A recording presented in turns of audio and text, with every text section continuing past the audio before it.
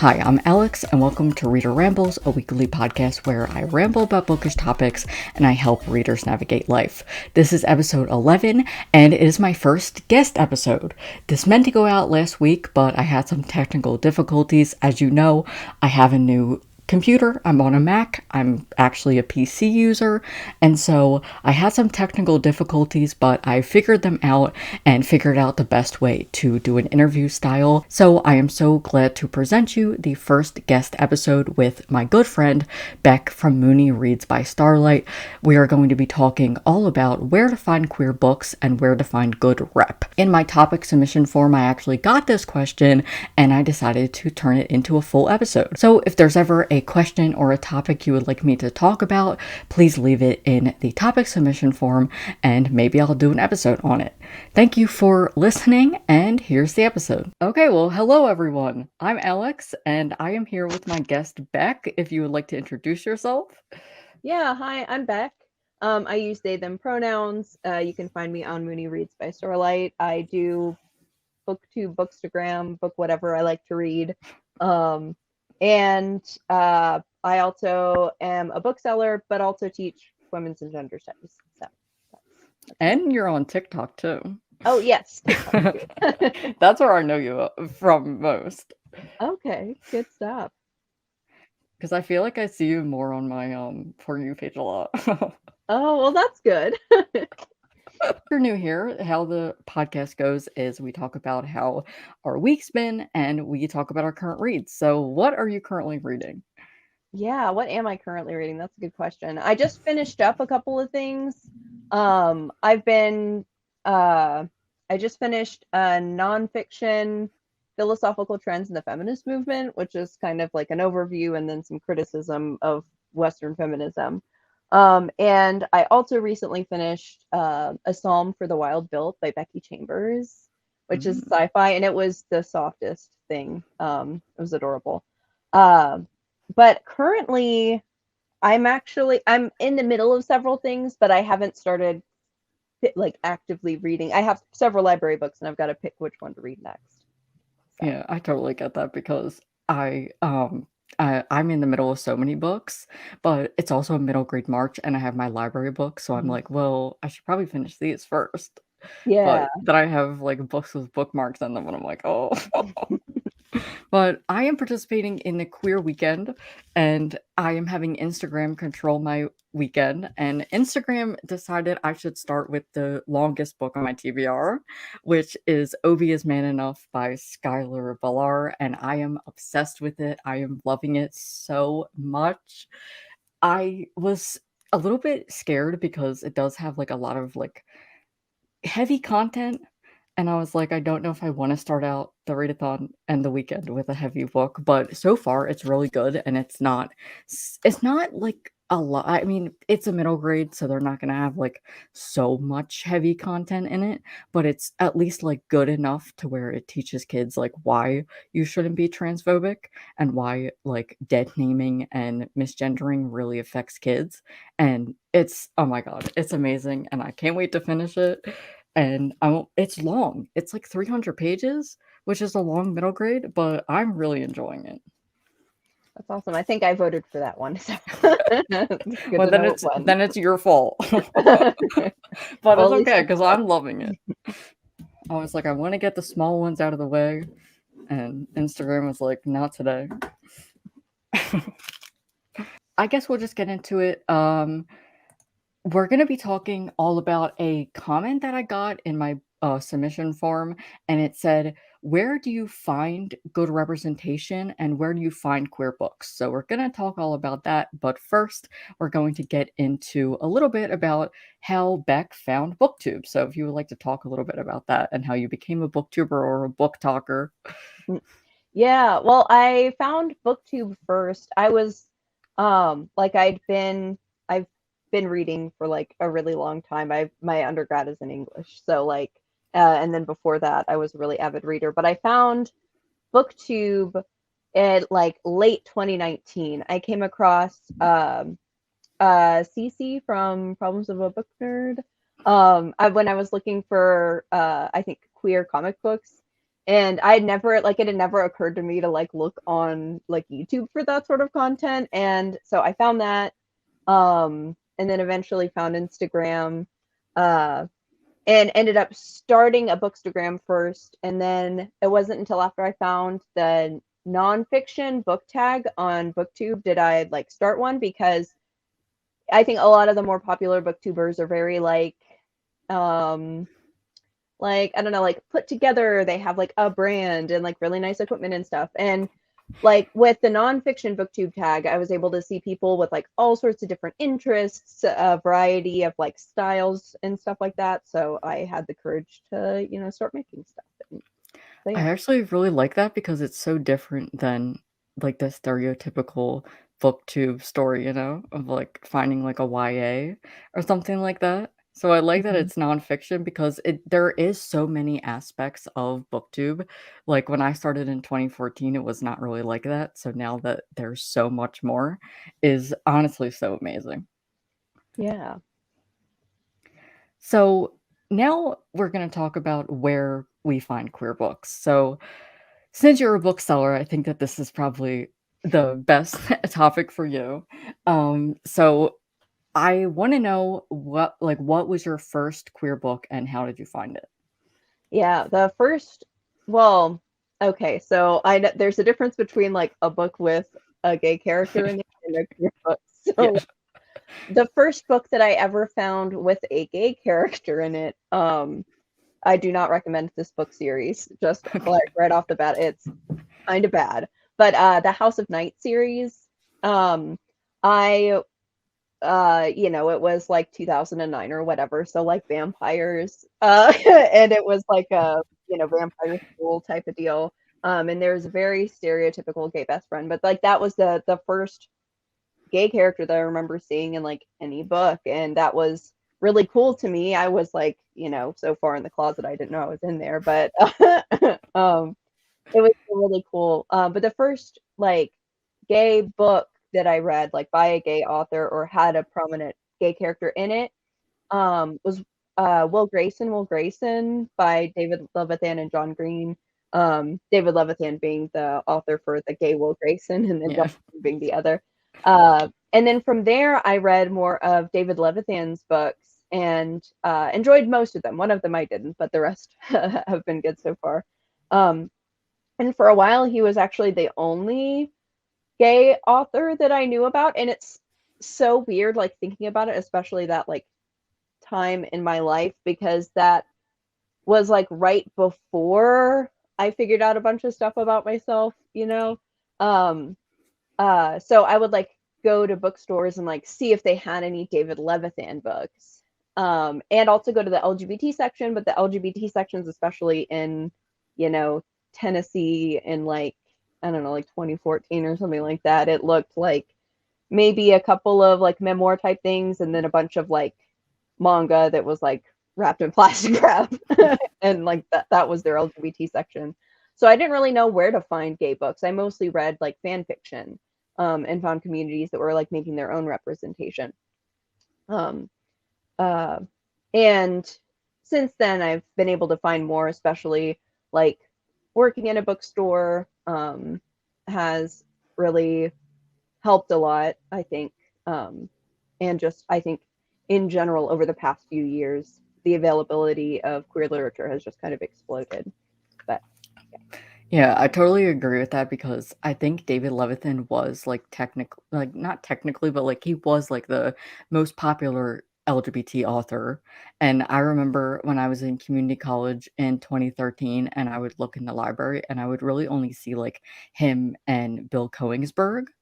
And that was, like, all of the LGBT stuff, but it is funny how, like, we were actively reading it before we actually did discover anything about ourselves because my favorite book was Symptoms of Being Human, and I was like, "Oh, I love this book," and I'm like, now I think back on it, I'm like, "Oh."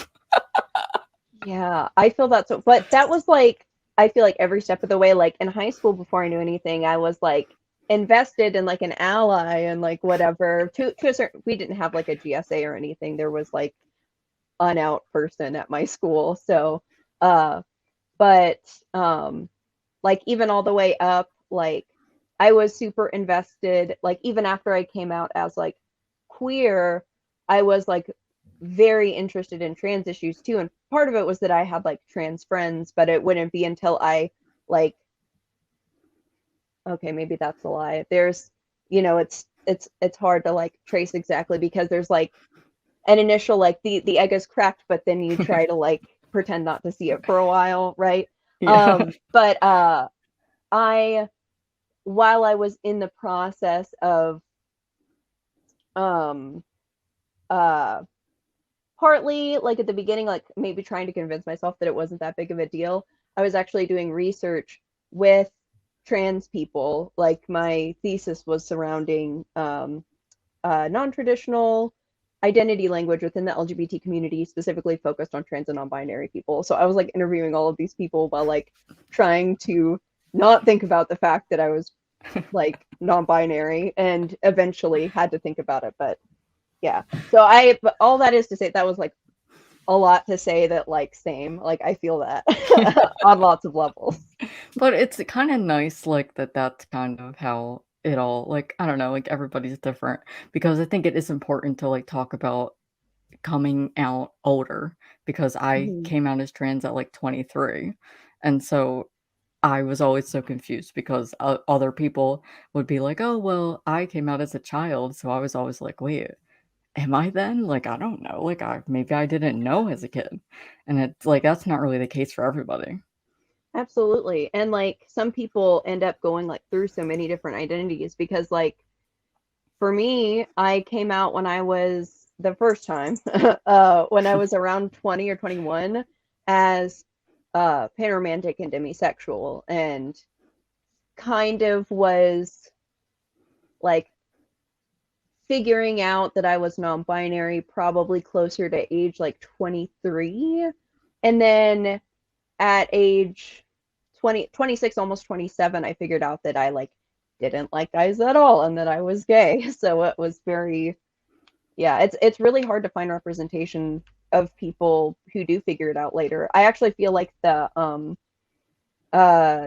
the pandemic, and when everybody, especially like towards the beginning of 2020, a lot more people were figuring themselves out. So I feel like it's easier to find at least online information, like people's experiences. But um, yeah, it's difficult when you're not like the um, the perfect, I guess like stereotypical. Oh, I've known since I was a baby. Yeah, like, I've known Yeah, since I was, like, 1 years old. yeah. Okay, so let's talk about queer books then. Do you have any tips on finding queer books and any really with good representation? Was the question. So what is one queer book you would recommend to someone just starting to read? This is a very hard question because it's like, first of all, there are a lot of good books, but Yeah. also it's like heavily dependent upon what they read to begin with. So like Mhm. if somebody is like a, you know, uh big like sci-fi person, I'm probably not going to recommend them like a YA contemporary kind of a thing. But if it's okay if I have a couple, I No, do go have ahead. a few different ones. Um, so my my main thought process, I guess, with this was stuff that wasn't too heavy, with some of the stuff, but it was still good representation. Cemetery Boys is one of the first things that I thought of course. It's so good. So this is going to be a big one.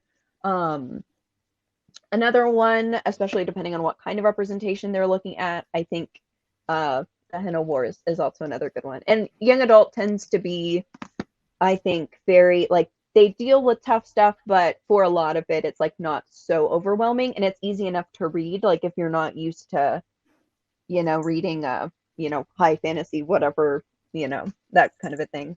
Um, and then I also have a couple of nonfictions, kind of depending on what uh angle people are getting at. I really like Sorted by Jackson Bird.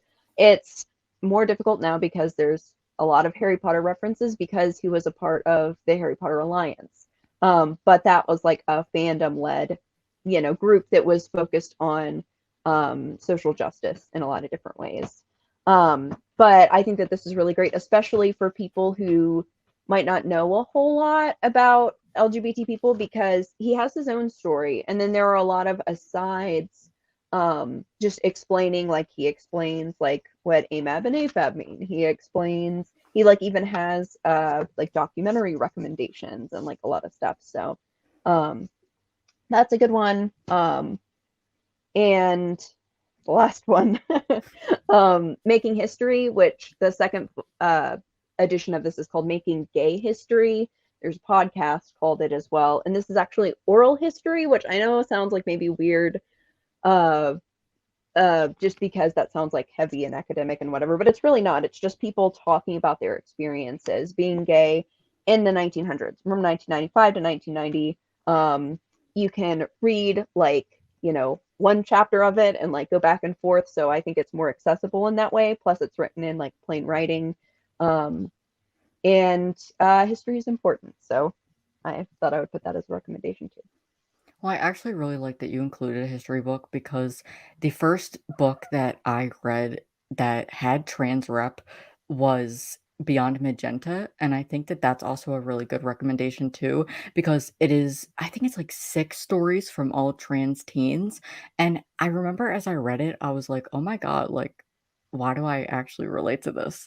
And everyone always told me like, "Oh, well, it's just a book, like, it can't really give give you that like those answers," but it's like books can like open up a like new lens for you. So like if someone is exploring or just wants to know more about trans people, I would also recommend that one. I think nonfiction is the best way to go, even though some people feel like intimidated by it. I love nonfiction, but I guess it might just be like as you get older, you kind of like it a little bit better. If you're like 16, you might not like it a little like as much, you know?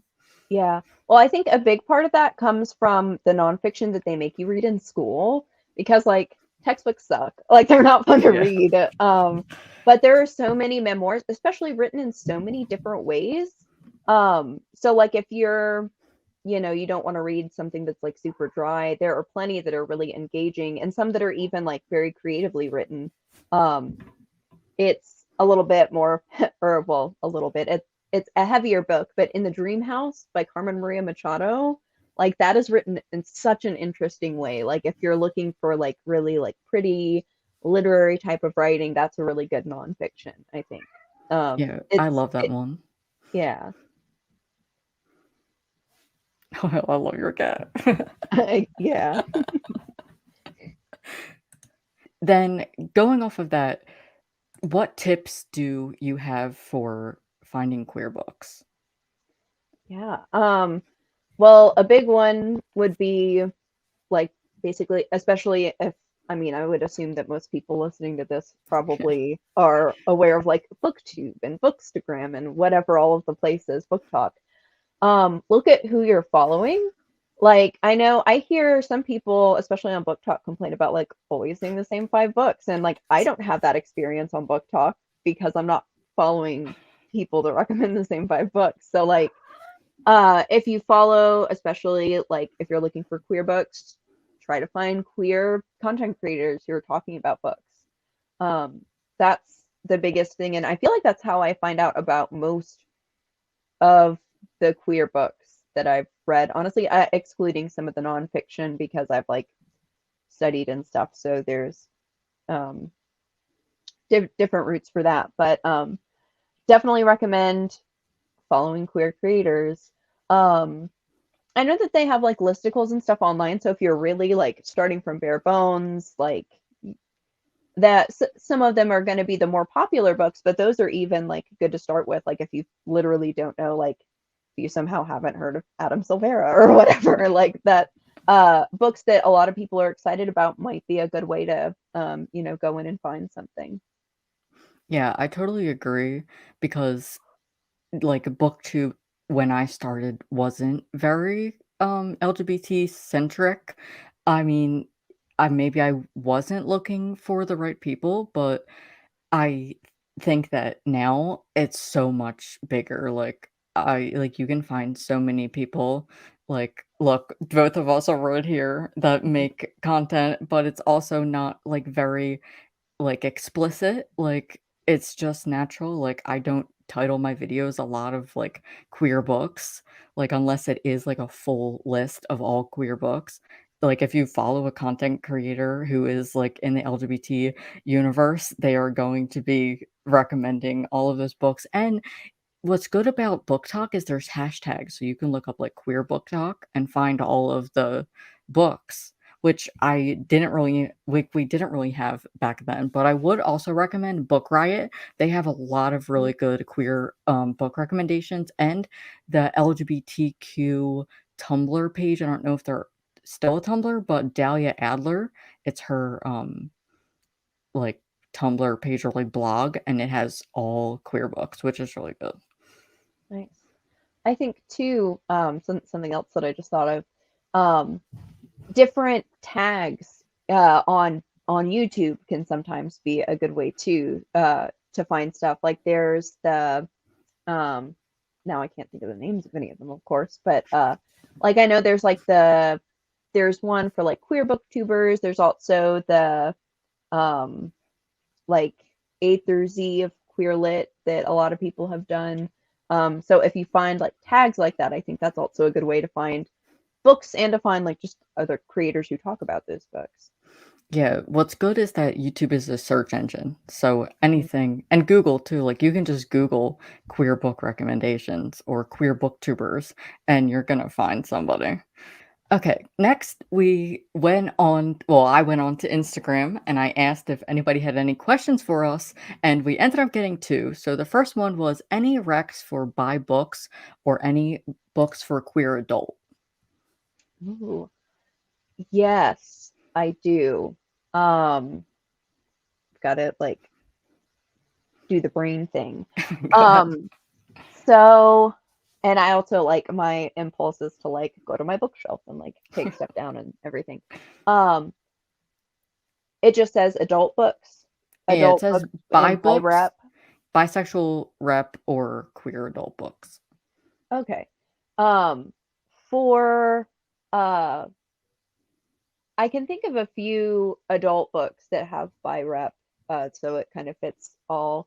An Absolutely Remarkable Thing by Hank Green is really good, and I also think that that one is good. Uh, it is an adult sci-fi book, but I think that it's probably more like new adult, so I think that it's also accessible for people who are used to YA. That's very like readable, and it's not like a super dense like sci-fi can sometimes sound scary, but um, um, some of the ones I can think of are kind of obvious, like One Last Stop, um, but like everybody and their mom knows about that. Um, uh, this isn't by rep specifically, but it's an adult book. Upright Woman Wanted by Sarah Gailey. Yeah, we I just read that one. adored that. Yeah, oh yeah, it was your Patreon pick. Okay. That was so good. I read it like twice. Yeah, we actually had such a good time reading that one, and I was so glad that we picked it for the first one because everybody really enjoyed it. It was so fun. Yeah. And I've read their I haven't read all of their books, but I did read the River of Teeth duology, the American Hippo duology, and that is also very queer. I like Upright Women Wanted more, but it was still like it was I think a little bit more um on I'm trying to like word this properly. Like it felt more like fun, if that makes sense. Like it was like an adventure, like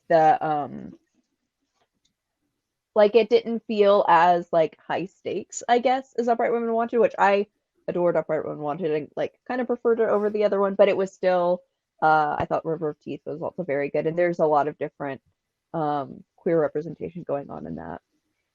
Upright one Upright Upright Women Wanted was so fun. I listened to the Mhm. audiobook, but it was so cool because you did get to hear it and hear, like, the characters' voices, but oh my god, I thought it was great. Yeah. So I would also say that, I would recommend that one for a queer adult, and also, an absolutely remarkable thing I really liked. I feel like I don't read a lot of queer adult, but I did see a lot of people, because Ashley Herring Blake, her new adult just came out, or like I guess it's her like debut adult, and I've heard really good things about that one as well. Let me see if I have anything. I meant to say when we were talking about like the first queer books that we found, I remember because my coming out story was I thought I was bi, and then I realized I wasn't, and I came out as a lesbian, and then I was like, never mind, and I came out as trans. So I had the whole trio, but my first queer book, besides Will Grayson, when I, like, actively started reading, queer books, was How to Make a Wish, and I still think that's such a good book, especially if you're kinda questioning your identity or you just wanna read about a bisexual character. It was so good. Nice. Next, we got shout out some indie publishers of queer books. Now, this one was a hard one for me. I said that I think Catapult possibly might be. I know that they publish queer books, but I'm not entirely sure if they are independent. Hmm. Yeah, I feel like I don't know as much about like specific publishers. Um, like the only one that I could even think of that I know, I can't even, hold on, I can find a book from one of them, but I honestly can't really vouch for them that much because I haven't read a whole lot. I just know that I'm pretty sure they're local to me, or at the very least they had a booth at Pride. Okay. So there we go. Like I said, I haven't read anything by them before. Or well, I started one that wasn't that great, but I have a couple others to read. Bold Stroke Books, I think, is something that's local or has some sort of local branch in Tennessee. And then I don't know very much about this publisher, but I've read a book from them and I like the book. And I know that the publisher is like queer specific. But I really liked Nevada by Imogen Binnie, which is it's definitely not for everyone. It's like literary. It's very like stream of consciousness.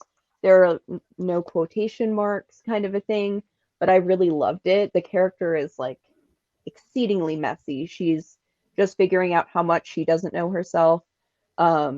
She's in her like late 20s, just got, or well, at the beginning of the book, she gets like her relationship ends basically. And she kind of like travels around a whole lot and maybe goes off the deep end a little bit. It's from Topside Press, and I know that I don't think that this one is like in print anymore, or at least it's like hard to find a new copy. But I know that Topside Press is specific to queer or possibly trans authors. When I looked into it a while back.